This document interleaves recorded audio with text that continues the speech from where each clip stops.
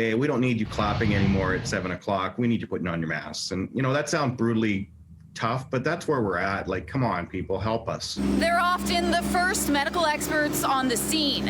Paramedics are making a plea to the public as we approach what they say is one of their busiest times of year, the holiday season. So we're worried about Christmas and the holidays and whatever your faith is to, that and people are going to it's going to be a very different Christmas. Troy Clifford has worked as a paramedic for 32 years. He says the holidays often bring a spike in calls, with depression and overdose numbers usually increasing during that time.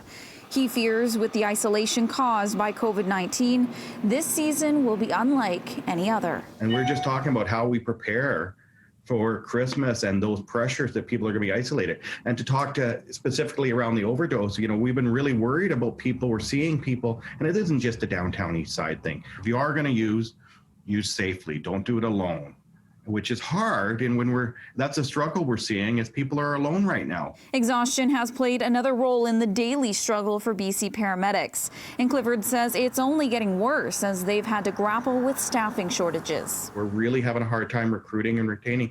And I think that has a lot to do with our models and the volume we're facing. And people don't want to put themselves at risk. There have been dozens of reported cases of healthcare workers in BC contracting the virus. On Wednesday, Dr. Bonnie Henry reiterated the need for the public's help to take the load off frontline workers. Quite a number of healthcare workers, I think they're up to in their 40s, who are either positive with COVID or need to be in isolation. So that is also a strain. That is why all of us, that reflects, some of that may reflect community transmission to healthcare workers as well. So we need to work together to take that strain off. It's really exhausting for us. We come to work, it's so busy that they're going back-to-back calls. We have out-of-service stuff because of our staffing and workload challenges we face. And then they're really experiencing that, is my family safe?